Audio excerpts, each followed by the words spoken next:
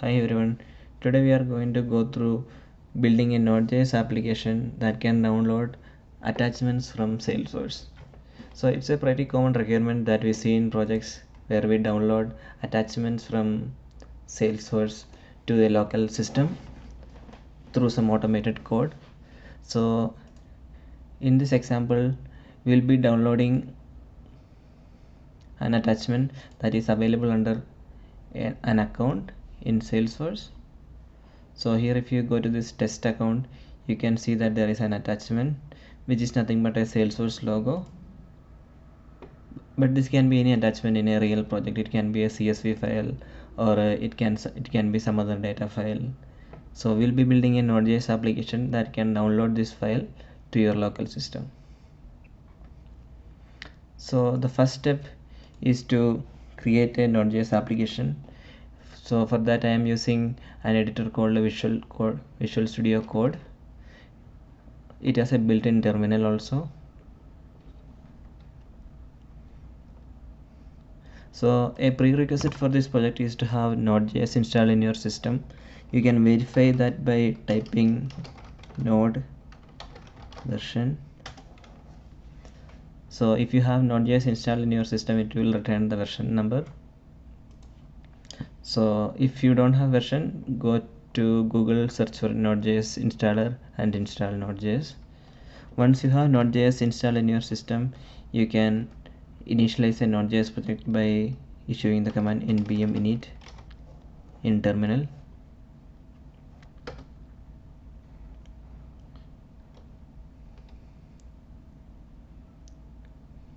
It will take you through a step-by-step wizard that initializes a Node.js project.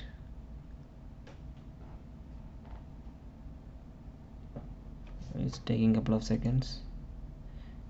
Yeah, so it is first asking for a name for the project. I have, by default it will default to the folder name. It will ask for a version, so I am going to give a description: application to download attachments from Salesforce.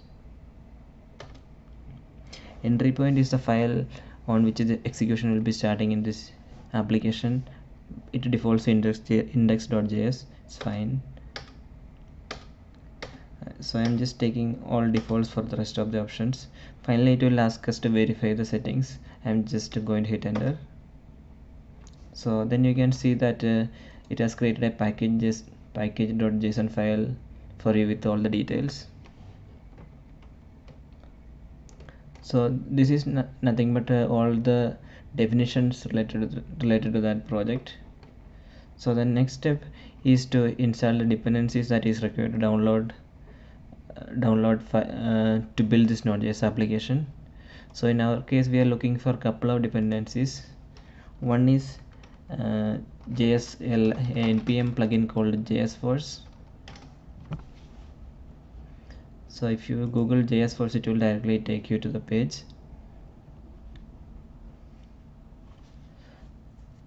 So it will give you the command to install JSForce also. So I am going to install this JSForce. Also I am going to save it as a dependency to this project. So that is done by adding this --save.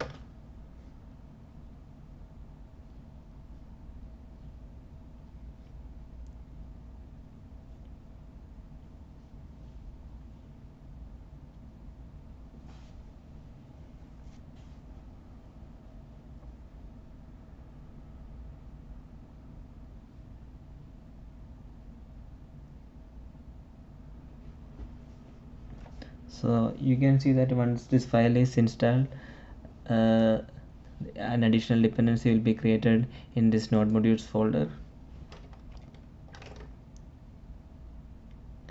So another one dependency that we need for our project is .tnv. So this is to configure environment variables in a Node.js project. So this will be using to configure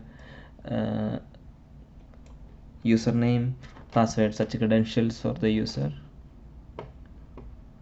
So here you can see that already I have a .env file, but in order to use this .env file in a Node.js project, I need to initialize .env plugin with this environment file. So once this is installed, I'll be installing that.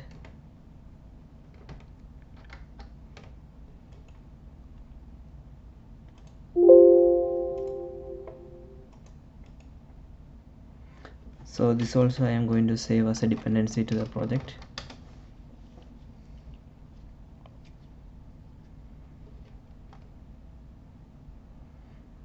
So now you can see that this node modules folder has the required dependencies, and in the package JSON we have defined these two dependencies. So the next step is to create the entry point of this application, which is index.js.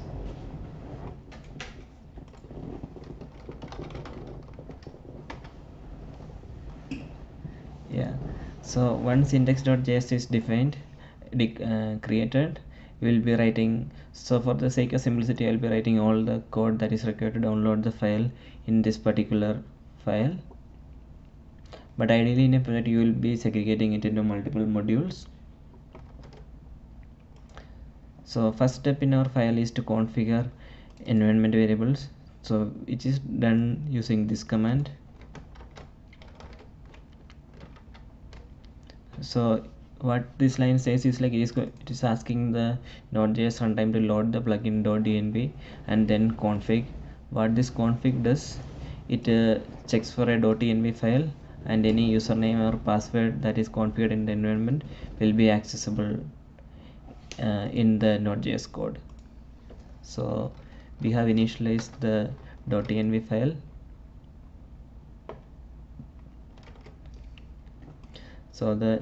So just to verify that we have the values available here, you can do console log process.env dot any variables that you have declared here. So we are going to verify that the username is coming to the index.js file.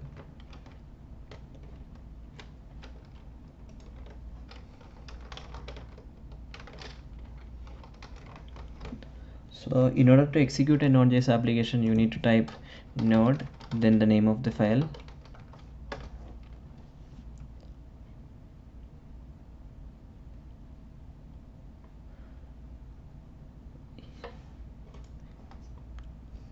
Yeah, looks like there is something wrong. I need to verify what is going wrong here. So process.env dot the environment variable name.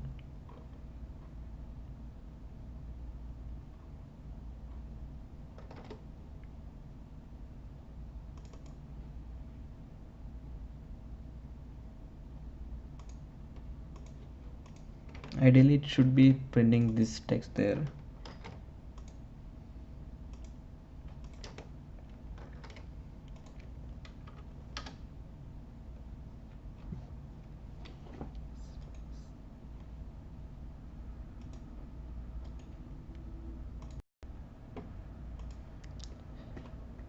Looks like if we just use username, there is a standard Node.js environment variable that is going to get retrieved, which is nothing but the username that I have used in my system.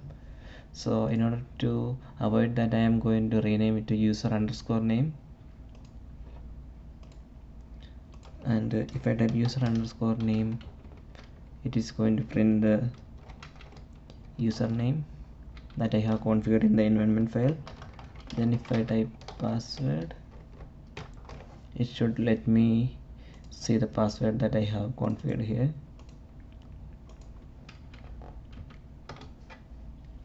So you can see that it has printed the username and password that I have configured in the environment file. So the next step is to use Salesforce to connect to Salesforce.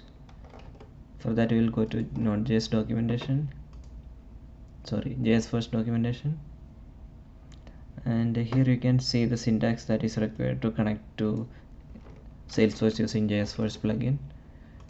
So I'm going to give that here. So I use JS first. So at this step it requires JS first as a dependency, then it initializes a connection, then it gives a username here. So in our case it is configured in an environment variable, so I am going to copy paste here. Next one is a password. I am going to configure that here. Yeah, then if the connection is success, it will be able to query Salesforce and return the records here, which will be logged here.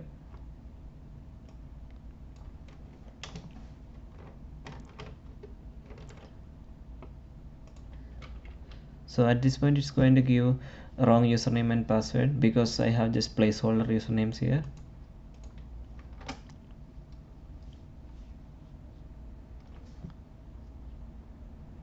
So you can see that it is giving a login error because the username and password is not correct.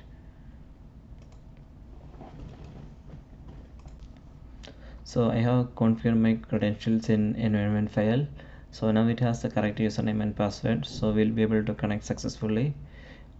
Also, if the connection is successful, it will be able to query the account object and return all the accounts. Since it is a development environment, there is only less number of accounts. So if you go to account object and click all accounts go, there is only 15 of them. So we are going to log all the returned accounts. So here we can give any name that we need here, like I can just call it accounts if I want.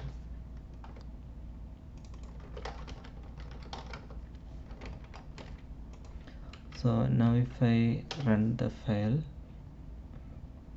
you can see that it has printed all the accounts. So there was 50 accounts in the server, right? So if you, so it will be an array of accounts. So I am going to, no, it's not an array of accounts. So it's actually, there is a wrapper object around it. So it says total size, which is 15, and whether it is a success and the number of records that is returned. So if you want to get the length of array, you will have to do accounts dot records dot length.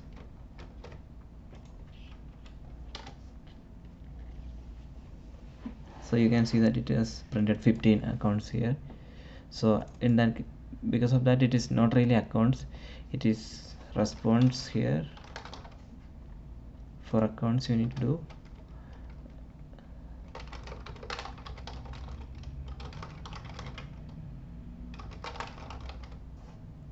yes, so then it will be accounts.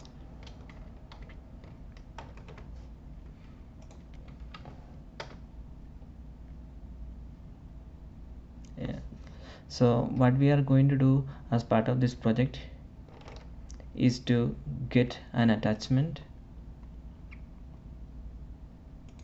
under this test account. So for that, what we need to do is, so at this point I'm going to assume that there is an account with the name test account in the sandbox, and I am going to hardcode this as a string placeholder variable in the top.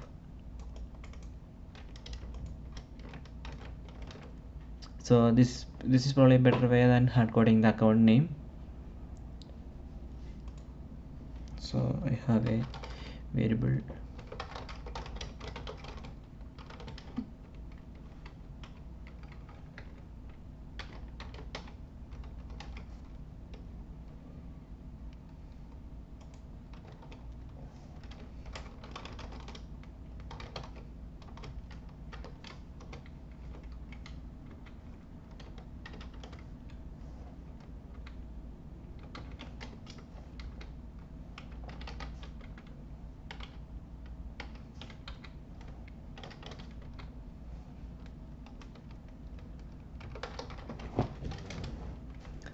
So what I have done is, here I am querying for an account with the name as test account, I'm going to limit it to 1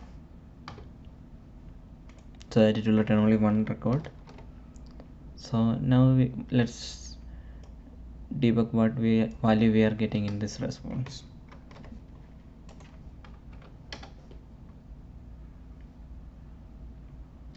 You can see there is an error.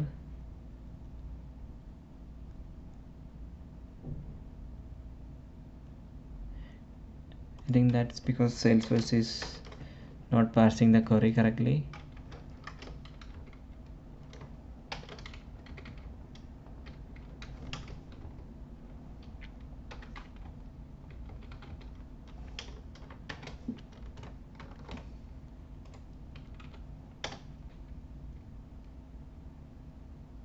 So you can see that it was able to run the query successfully and it has returned an ID.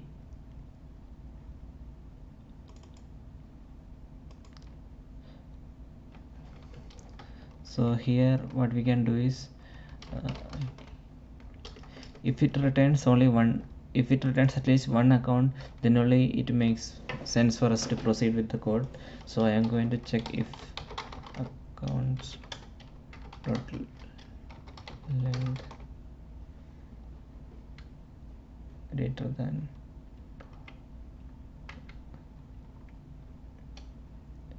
greater than 0.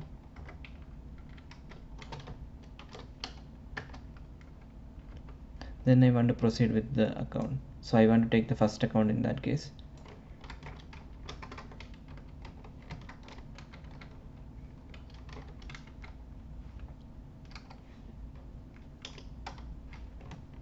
So for now, once again I am printing the account. You can see that it has printed the details correctly, but in order to query the child attachment, we just need the parent ID. So I am going to get the ID from here.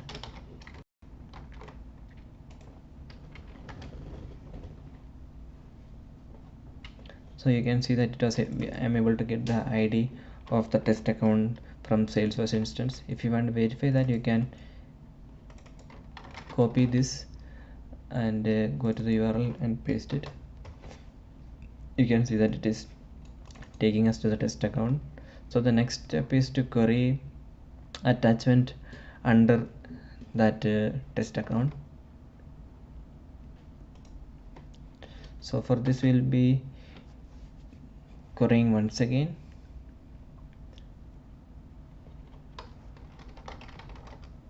So which will be the same syntax.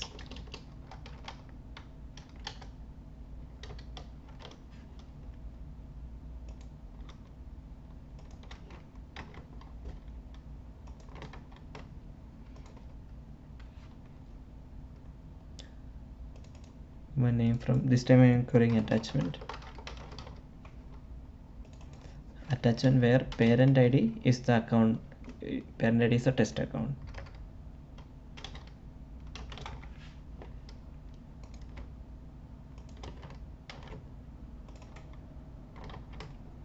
So here also I am going to limit it by 1. So this is a callback function that is going to execute when we get response back from this method.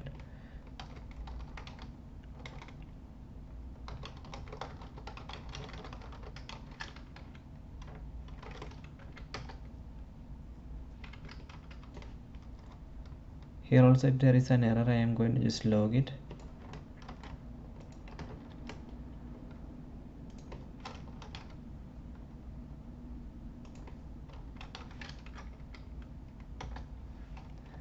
Else I am going to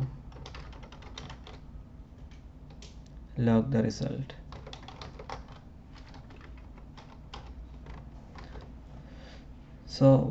So this is a chain of commands here. First it will be logging the user in. Once that is done, we will be querying the attachment. Once that is done, you will be querying the attachment object with the account ID that we obtained in the previous step.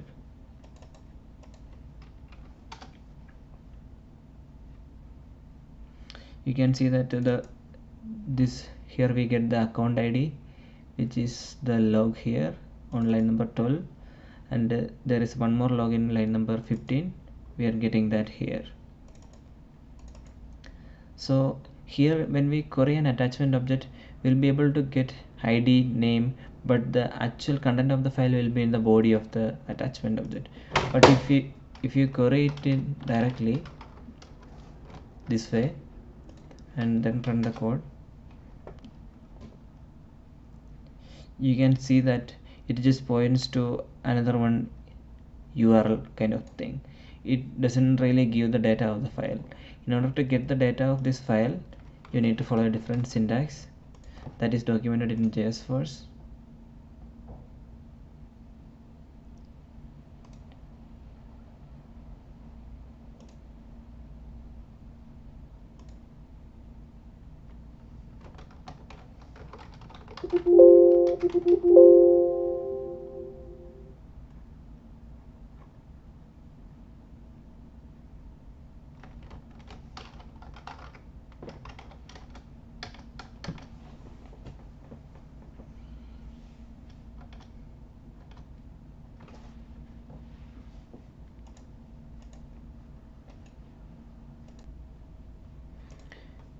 Yeah, so I have added a couple more lines here, but before that I want to talk about file stream.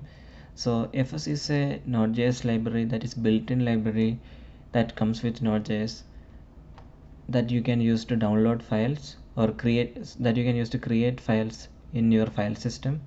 So in this case I am going to load that library and I am going to create something called a write stream using that. So the syntax is file system variable dot create write stream, then the name of the file that you want to write it as. So in this example I have created a write file stream, and in the next line Node.js JSForce library gives us an option to create an attachment, download an attachment body and then pipe it to the file stream. So that is done in the next line. Yeah, now if we run this code, we should be able to create a write stream and then send the file that is being downloaded from Salesforce to that write stream, so that the file will be returned to the file system. So I am going to execute the lines.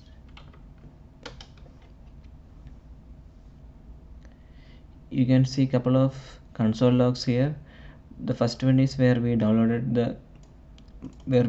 printed the ID of account.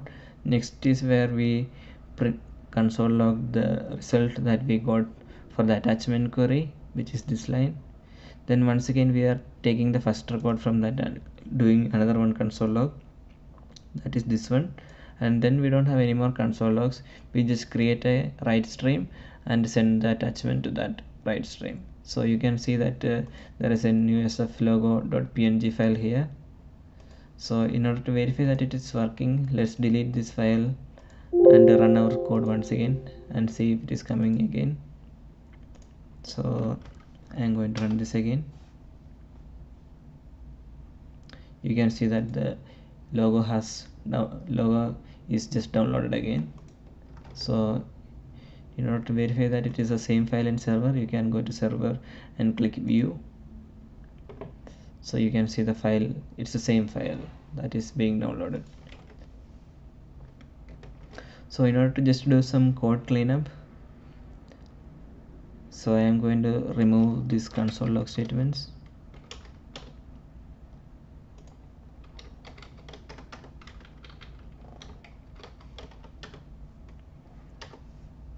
Once again, to go through this code at a high level.